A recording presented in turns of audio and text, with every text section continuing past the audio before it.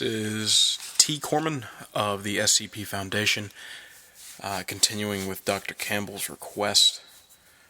Entry 16, SCP-226, also known as the Puzzle of Terror.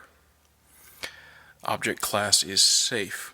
Special containment procedure SCP-226 is to be kept in a locked cabinet within the site.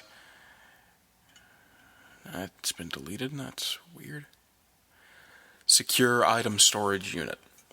Any person wishing to use SCP-226 must have approval from any personnel with at least level 3 security clearance. Description: SCP-226 is a cardboard box measuring roughly 30 centimeters by 20 centimeters by 4 centimeters. It has a lid that fits securely over the bottom half, as with any common puzzle box. The surface of the box is a deep black with the word FEAR scrawled with white ink on the upper right corner of the lid.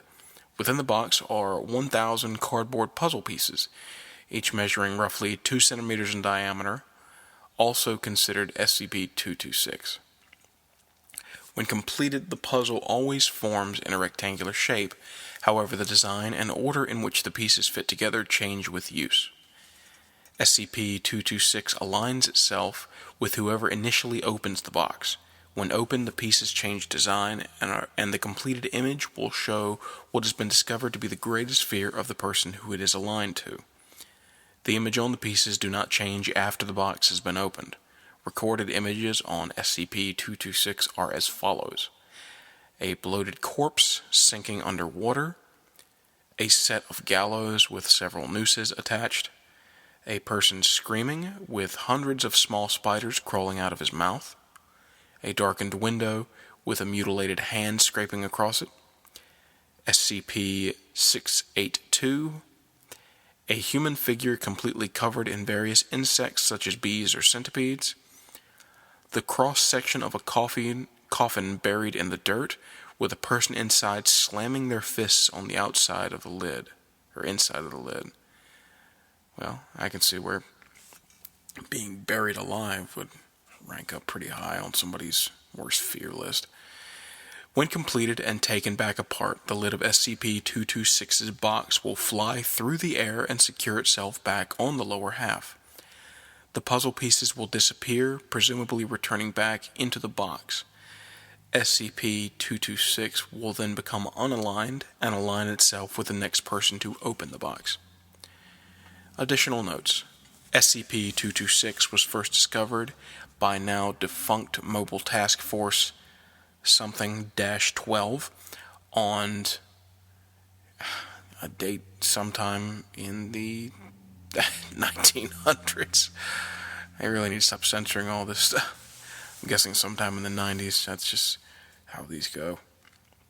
At the time, the task force was investigating reports of a possible SCP in a series of tunnels underneath a church in the city of data expunged.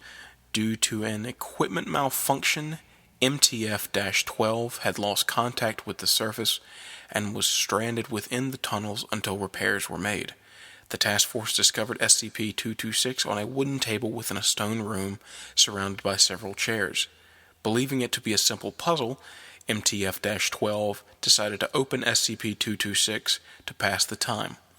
When completed, SCP-226 depicted the exact scene of MTF-12 sitting at the table working on a puzzle. However, Agent T appeared to be viciously stabbing several other members of the task force with a standard-issue titanium knife supplied to every agent. The puzzle was taken apart, transporting back to its box.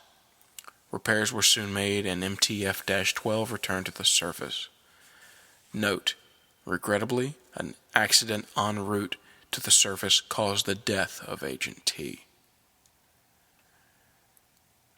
Alright.